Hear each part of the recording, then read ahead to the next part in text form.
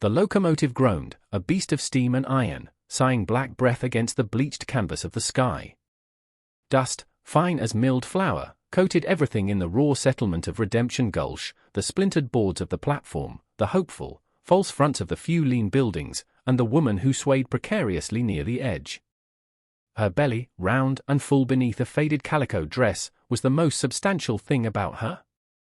The rest was willow-thin, her face a pale oval, eyes wide and dark like a hunted doe's. She clutched a worn satchel, its leather cracked, knuckles white. The train whistle shrieked a final, mournful departure, and as the last car receded into the shimmering heat haze, her legs buckled. She crumpled without a sound, a heap of weary fabric and impending life on the sun-baked planks. A few men, loiterers by the land office, glanced over, then away. A woman with a basket of laundry hesitated, her expression caught between pity and caution, before hurrying on. Trouble, especially female trouble, was best left undisturbed. From the shadowed doorway of the saloon, a man watched. He was built of long lines and quiet menace, his clothes dark and functional, a gun belt slung low on his hips, the walnut grip of the Colt worn smooth. His name was Silas, though few in Redemption Gulch used it, preferring muttered references to the gunslinger or simply him. His gaze, usually fixed on some distant point only he could see, was now pinned to the fallen woman. He saw the way her hand instinctively went to her stomach, a gesture of fierce, futile protection. The station master, a portly man named Hobbs whose authority was directly proportional to his proximity to the telegraph key, waddled out. He prodded her gently with the toe of his boot. "You can't be lying here." This here's railway property. He received no response but a faint moan. He straightened, wiping sweat from his brow with a grimy kerchief. "Drunk, likely," he declared to the indifferent air. Or worse. Silas moved then, emerging from the shadows with a fluid grace that belied his size. He didn't hurry, but each step covered ground with an unnerving economy of motion. The loafers near the land office suddenly found pressing business elsewhere. Hobbs, seeing Silas approach, swallowed hard. "Now, see here, Silas," he began, his voice attempting a bluster it couldn't sustain. Silas didn't look at him. His attention remained on the woman. He knelt, his movement surprisingly gentle. He brushed a stray strand of sweat-dampened hair from her forehead. Her skin was cool, clammy. Her breathing, shallow. He noted the faint, almost invisible bruising around her temple, the raw chafe marks on her wrists, peeking from beneath the cuffs of her dress. This was not drink. This was flight. He looked up, not at Hobbs, but past him, as if addressing the town itself, or perhaps some unseen arbiter. His voice, when it came, was low, rough-edged, like stones grinding together, yet it carried. "Get the preacher," he said. Not a request. Hobbs blinked. "Preacher? What for? Is she passin'?" Silas's gaze finally settled on the station master, cold and flat. "She needs a name," he said. "A husband's name." "Mine will do." Hobbs's jaw sagged. "But you don't even know her." Silas merely looked back at the unconscious woman. "Doesn't matter," he stated, as if it were the most logical thing in the arid, pitiless world. He scooped her into his arms, the worn satchel falling to the platform. He cradled her with an awkward care, her pregnant form a fragile burden against his hard frame. He turned and began walking towards the dusty track that led away from the heart of the settlement, towards the small, isolated cabin he called home. Hobbs, momentarily paralyzed, finally sputtered, "But her bag. Her things." Silas didn't pause. "Fetch it," he commanded over his shoulder. "And the preacher." Now the station master, unnerved and confused, scurried to obey, the image of the feared gunslinger carrying a pregnant, unknown bride seared into his mind. Silas laid her on the narrow cot in the corner of his one-room cabin. The place was sparse, meticulously clean.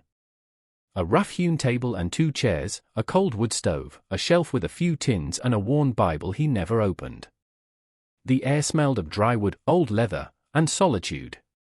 He fetched water from the bucket, dipped a rag, and gently wiped her face.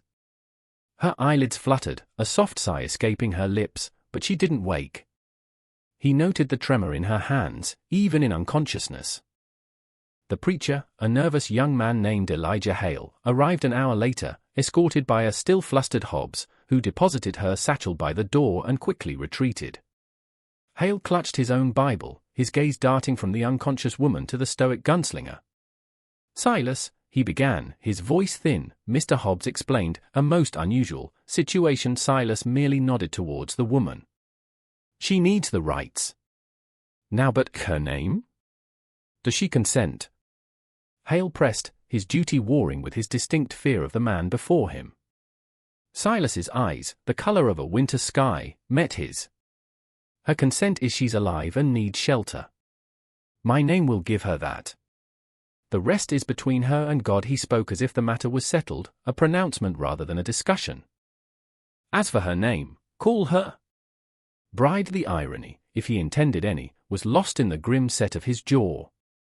Hale, seeing no room for argument and frankly terrified of provoking Silas further, opened his Bible.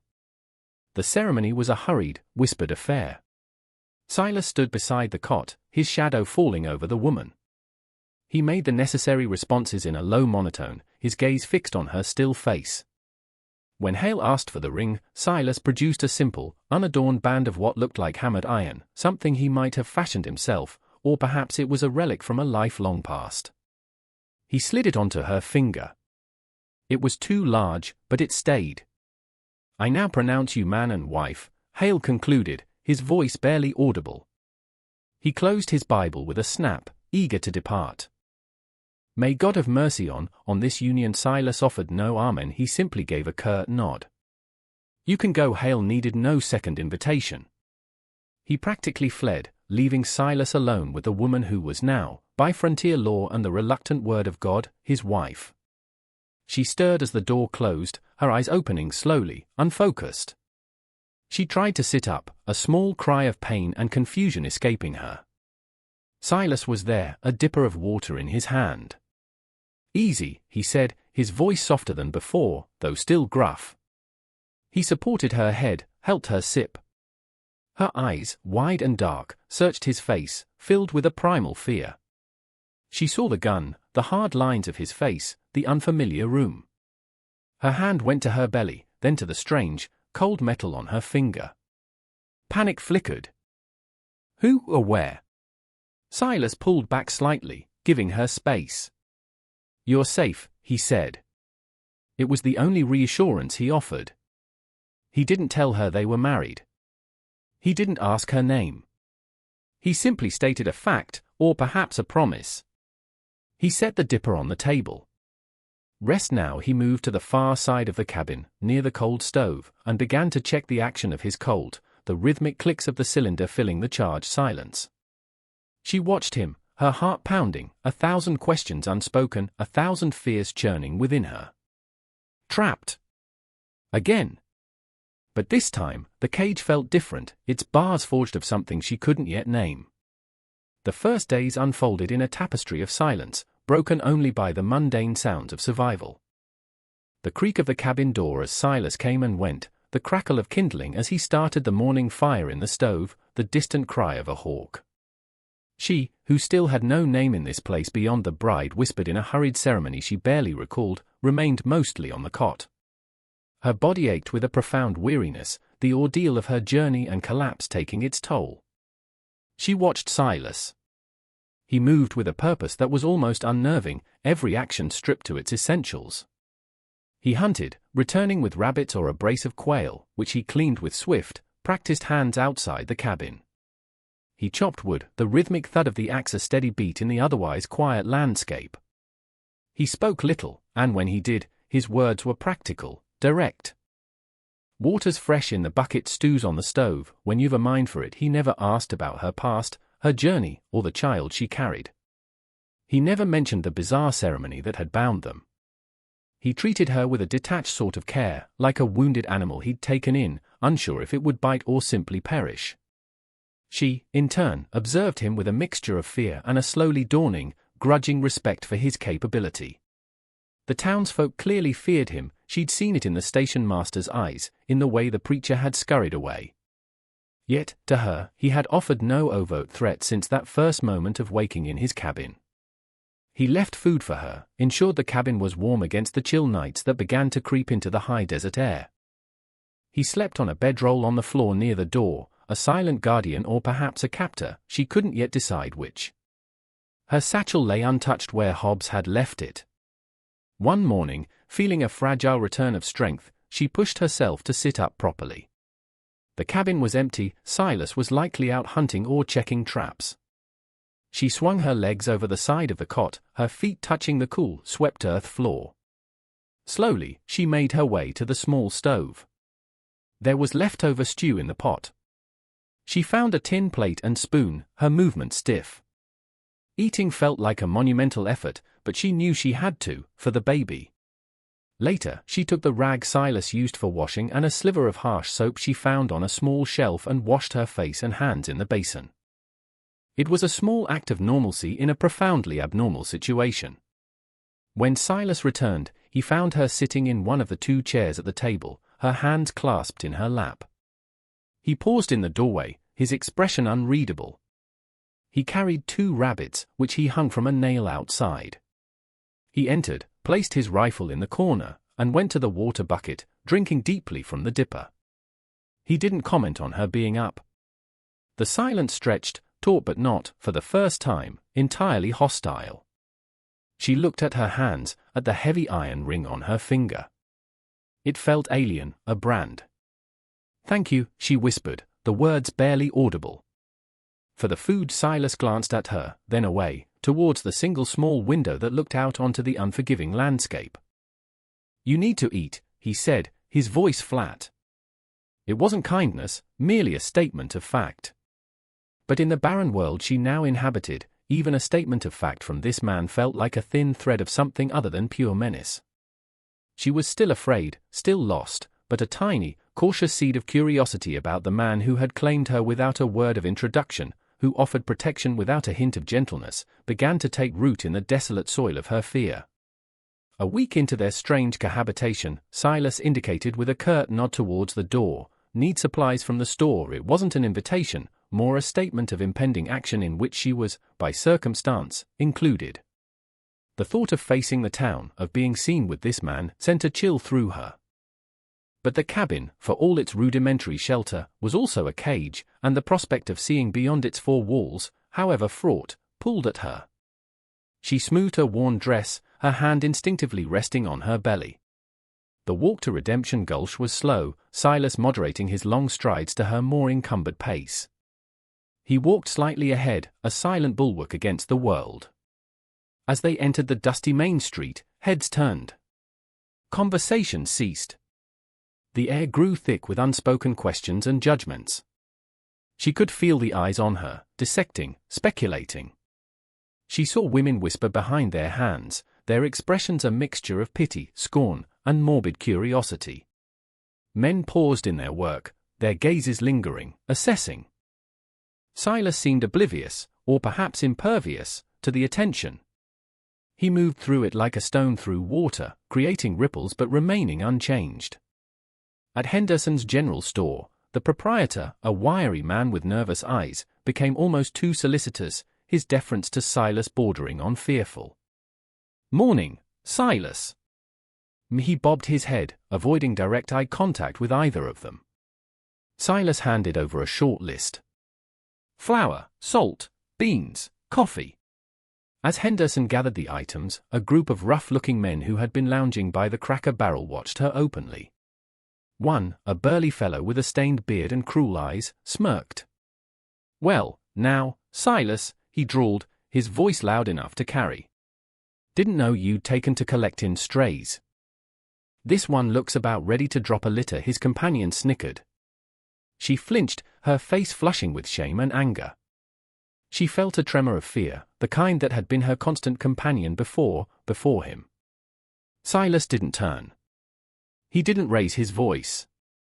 He simply shifted his weight slightly, his hand drifting infinitesimally closer to the Colt at his hip.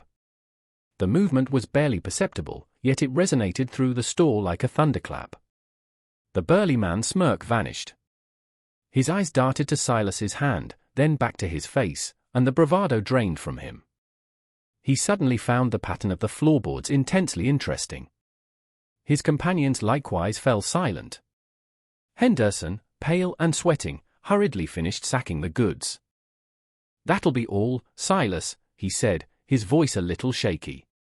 Silas paid, his expression unchanged. He took the sack, and with a slight inclination of his head, indicated for her to precede him out of the store. As they stepped back into the harsh sunlight, she chanced to glance at him. His face was still a mask, but she had seen, in that fleeting moment in the store, the deadly stillness that settled over him when provoked. It was terrifying. Yet that terror had not been directed at her. He had, in his own silent, lethal way, protected her. The realization settled uneasily within her.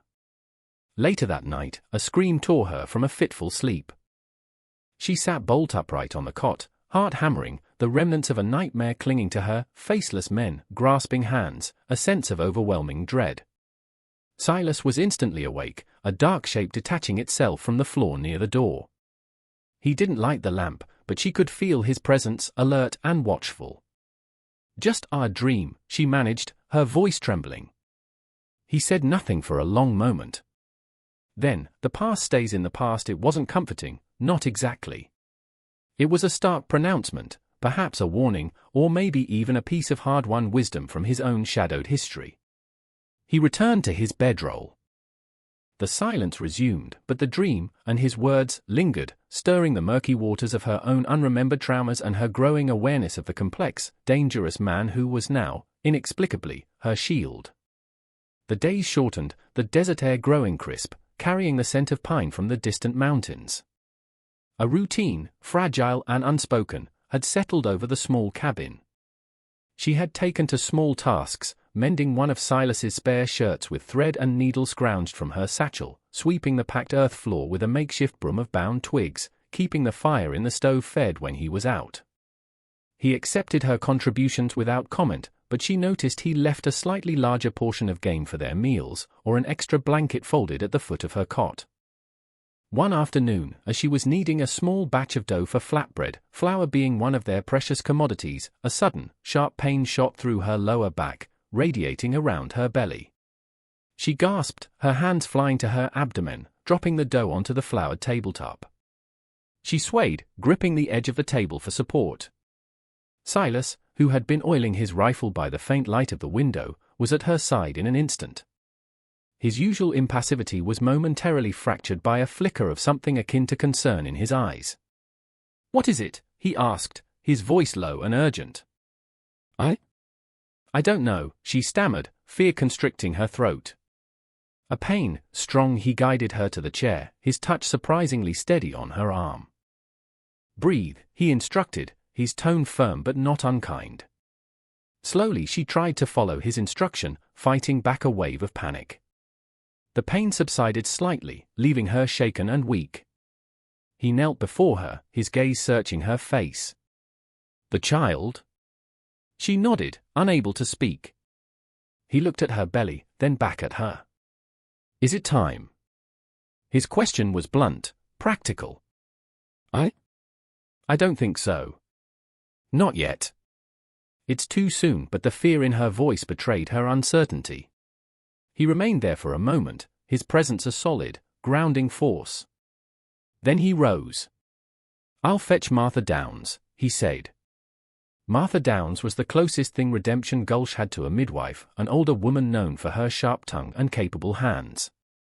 The thought of another person in their confined space, another pair of eyes judging her, filled her with a fresh wave of anxiety, but the memory of the pain, and the fear for her child, overrode it. "No," she managed, her voice stronger than she expected. "Not yet. It's past, for now. Maybe I just moved wrong." Silas studied her for a long moment, his expression unreadable. He seemed to weigh her words, his gaze lingering on her pale face. "If it comes again," he said, his voice leaving no room for argument, "I fetch her." He didn't press the issue, returning to his rifle, but she felt his attention remain on her, a subtle, watchful presence. Later, as she rested on the cot, she noticed a long, faded scar that ran across the back of his left hand, disappearing under his sleeve. It was an old wound, silvery against his sun-darkened skin, a relic of some past violence. She wondered about the story behind it, about the life he had lived before Redemption Gulch, before her sudden, unwelcome intrusion. The silence in the cabin that evening was different. It was still vast, but it felt less like an empty void and more like a shared space, holding their unspoken anxieties, their fragile truce. She found herself tracing the outline of the iron ring on her finger. It no longer felt quite so alien. It felt like a weight, a tether to this harsh land, and to the enigmatic man who had given it to her. A fierce wind rose as dusk bled into night, rattling the ill-fitting shutters of the cabin and shrieking around the eaves like a banshee. Dust devils danced across the desolate landscape outside, mirroring the storm brewing within her. The pains had returned, stronger this time, more insistent, gripping her with a relentless rhythm. She lay on the cot, curled on her side, teeth gritted against each contraction, a low moan escaping her lips despite her best efforts to remain silent. Silas moved about the small space, checking the shutters, adding wood to the stove until it glowed a fierce red, casting dancing shadows on the rough-hewn walls.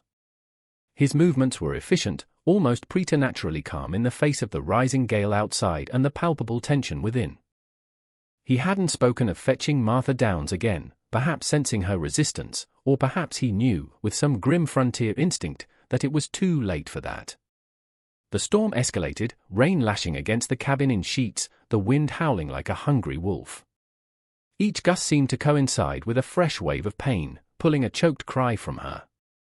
Silas came to her side, a lantern in his hand, its flickering light illuminating his stark features. His eyes, usually so distant, were focused, intense. "It's time," he said, his voice a low rumble beneath the roar of the storm. It wasn't a question. She could only nod, tears streaming down her face, a mixture of pain and terror. "I can't. I don't know how." He placed a hand on her shoulder, his touch surprisingly firm and steady. "Breathe," he said again, the word a lifeline in the tumultuous sea of her agony. "I'm here." He stayed by the cot, a silent, unwavering presence. He fetched cloths, heated water on the stove, his actions guided by some innate pragmatism rather than any actual knowledge. He spoke little, offering only terse words of encouragement or instruction, but his nearness was a strange comfort. He didn't flinch from her pain, didn't recoil from the raw, primal reality of birth. He met it with the same stoic resolve he seemed to apply to everything in his harsh existence. Hours passed, marked by the rhythm of her labor and the unrelenting fury of the storm.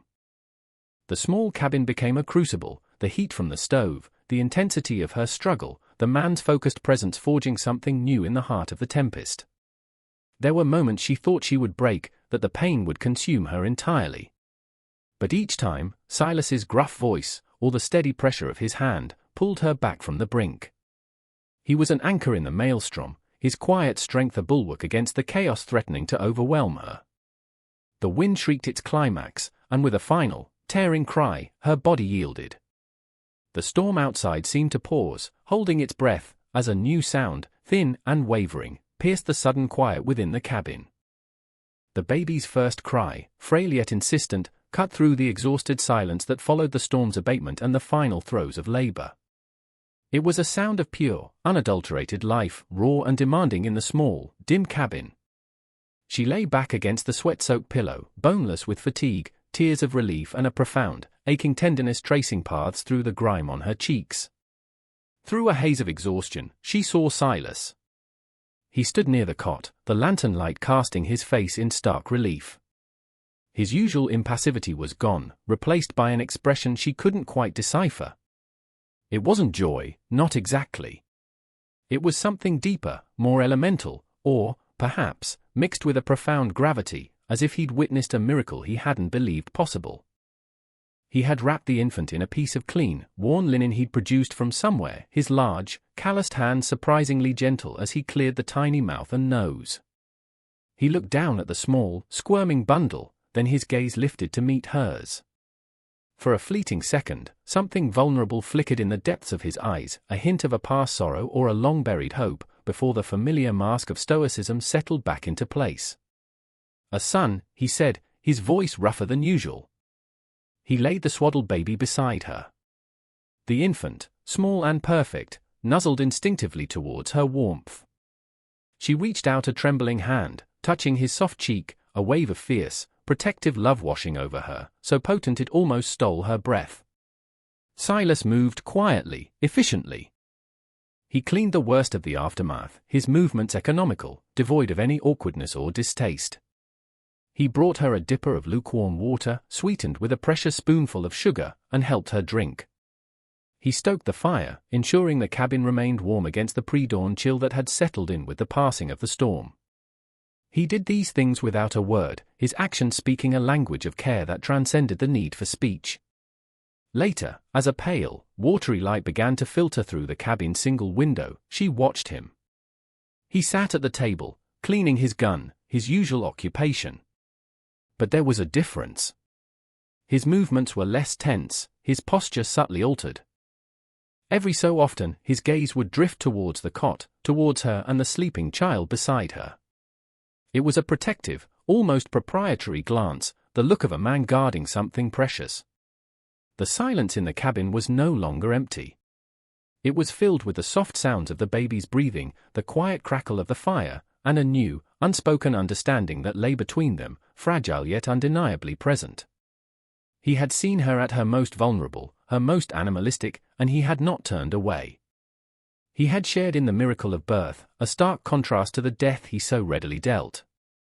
She still didn't know his name, beyond Silas he still didn't know hers. But in the shared crucible of that stormy night, something fundamental had shifted.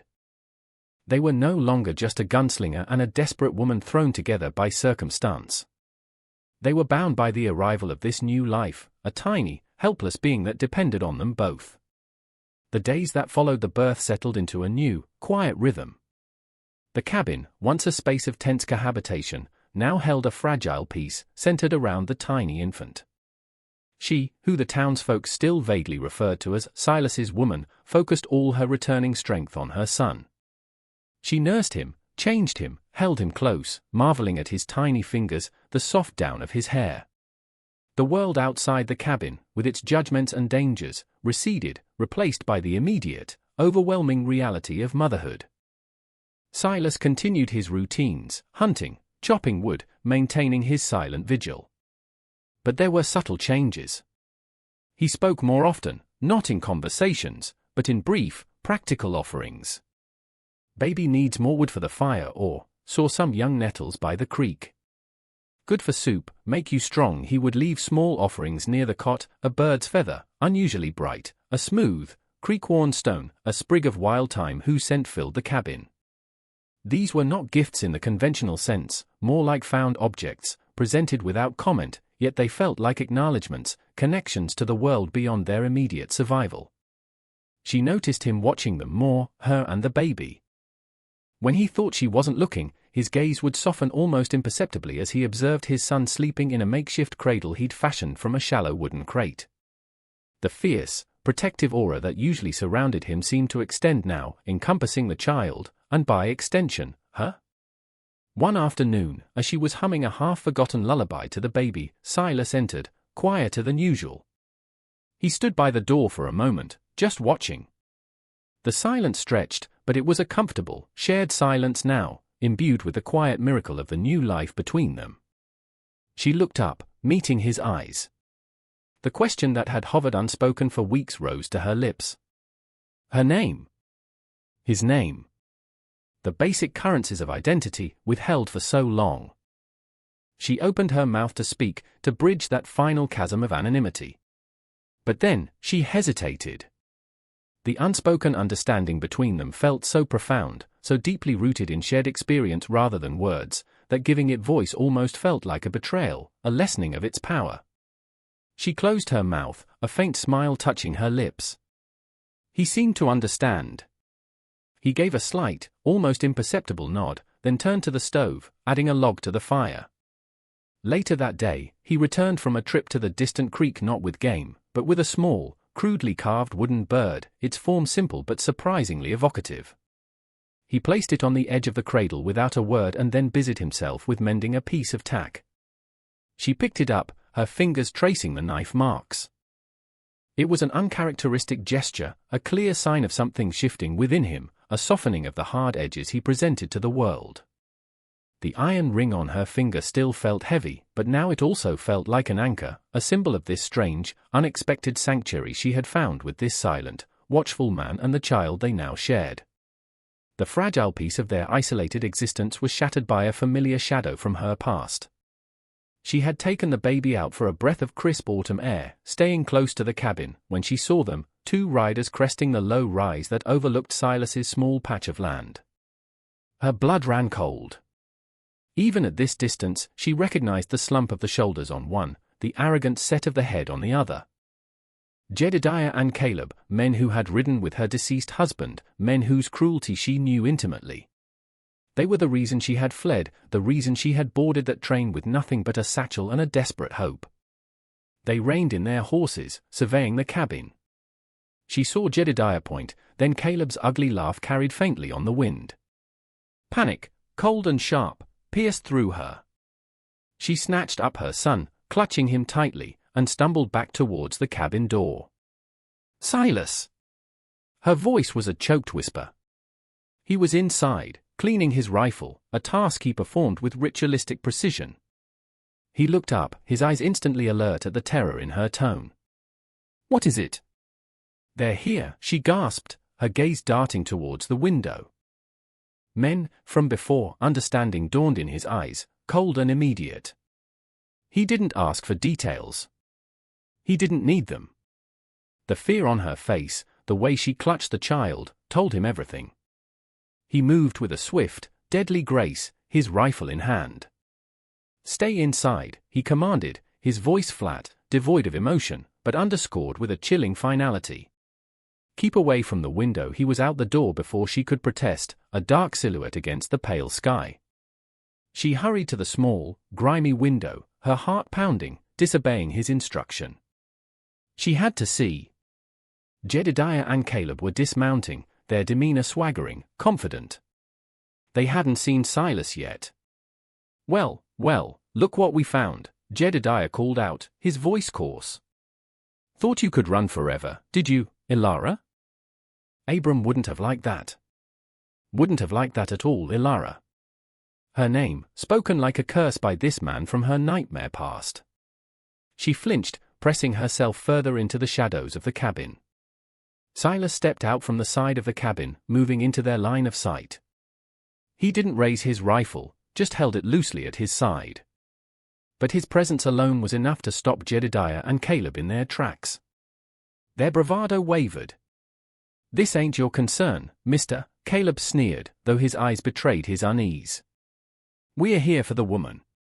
And the brat Silas's voice, when it came, was quiet, yet it carried an unmistakable weight of menace. She stays here, says who? Jedediah challenged, his hand moving instinctively towards the pistol at his hip. Says me, Silas replied, his gaze unwavering, cold as death. The air crackled with tension. She watched, frozen, her breath caught in her throat. This was it. The moment her past collided with her precarious present. The gunslinger, her silent protector, now stood as the only barrier between her and the life she had risked everything to escape. The raw, untamed wilderness around them seemed to hold its breath, waiting. The confrontation unfolded with a terrifying swiftness, yet in her heightened state of fear, every detail etched itself into Ilara's memory. Jedediah, overconfident or simply foolish, made his move first. His hand clawed for his pistol, but Silas was a blur of motion. The rifle seemed to leap into his shoulder, not aimed, but an extension of his will. He didn't fire. Instead, with a movement too fast to follow, he swung the heavy barrel in a short, brutal arc. The steel connected with Jedediah's gun hand with a sickening thud. Jedediah screamed, a high, thin sound, his pistol clattering to the dust as he clutched his shattered fingers. Caleb, momentarily stunned, fumbled for his own weapon, but Silas had already shifted, the rifle now leveled, its dark eye fixed squarely on Caleb's chest. Don't, Silas said, his voice still quiet, almost conversational, yet it resonated with absolute authority. Caleb froze, his hand hovering over his gun but his face pale. He looked from Silas's implacable expression to his groaning companion, and the fight visibly drained out of him. This was not the easy retrieval they had anticipated. This was a man who dealt in finality. She's Abram's widow, Caleb stammered, trying a different tack. His property, by rights. Silas's expression didn't change. She's my wife, he stated, the word simple, unequivocal. This is my land. You're trespassing, he gestured with the rifle barrel towards Jedediah, who was now cradling his ruined hand, whimpering. Pick him up. And ride out. Don't look back. Don't ever come back to this valley. His gaze swept over them, cold and hard. If I see either of you again, I won't be this considerate. The threat hung in the air, heavy and undeniable. Caleb, sweating now despite the cool air, quickly helped the moaning Jedediah to his feet.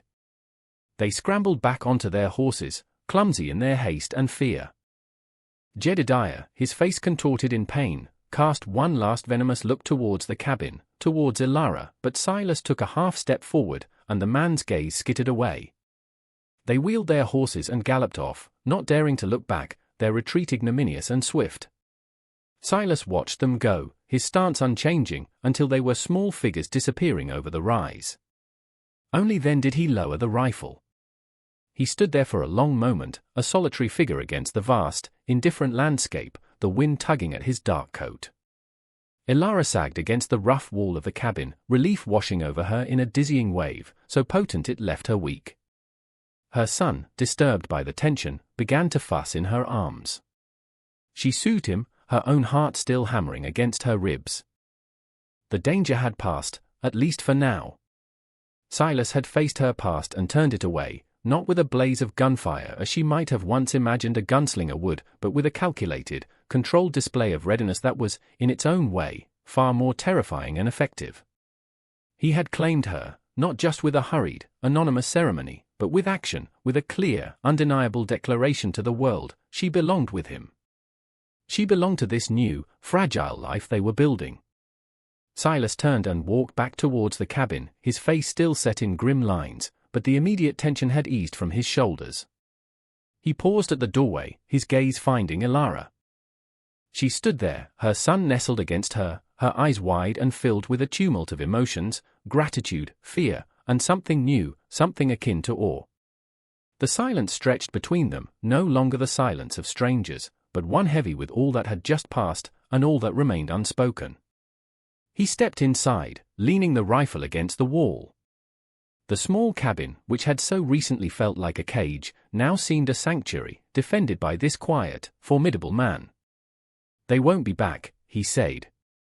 It was a statement of fact, delivered with his usual brevity, but it carried the weight of a solemn vow. Elara nodded, still struggling for words. The name Jedediah had used, her name, echoed in her mind. It felt strange to hear it after so long, especially from such a hated source. She looked at Silas, at this man who had married her without knowing it, who had protected her child and her, who had faced down her tormentors. He knew her name now, or at least, he had heard it. "Elara," she said, her voice soft but clear in the sudden stillness of the cabin. "My name is Elara." Silas looked at her. His expression was unreadable for a long moment. Then, a flicker of something, perhaps acknowledgement, softened the harsh lines around his eyes. He gave a slow, deliberate nod. "Elara," he repeated, the sound of her name on his lips unfamiliar, yet strangely fitting in the quiet intimacy of the room. He didn't offer his own first name, not yet. Perhaps some barriers remained, some privacies he still guarded fiercely. Or perhaps, in the stark, unspoken language they had developed, Silas was enough. He walked over to the cradle where their son lay, now quiet again. He reached out a large, calloused hand, his forefinger gently tracing the curve of the baby's cheek. It was a gesture of unexpected tenderness, a profound contrast to the violence he was capable of. "He needs a name too," Silas said, his voice low, looking not at Elara but at the child. Elara came to stand beside him, their shoulders almost touching. "I thought—" "Samuel," she whispered. It means God has heard. As Silas considered this, his gaze still on their son. After a moment, he nodded again. Samuel, he affirmed. Samuel. A name given, a name received. A fragile family forged in hardship and silence, now bound by shared peril and a quiet, growing trust. The future remained an unwritten page, the landscape outside still harsh and unforgiving. But within the small cabin, a tentative peace had taken root, nurtured by unspoken understanding and courageous acts. The iron ring on Elara's finger no longer felt like a brand of ownership, but a circle of protection, a symbol of a strange, unexpected haven found in the heart of the wilderness, with a feared gunslinger who had, against all odds, become her husband, her protector, the father of her child.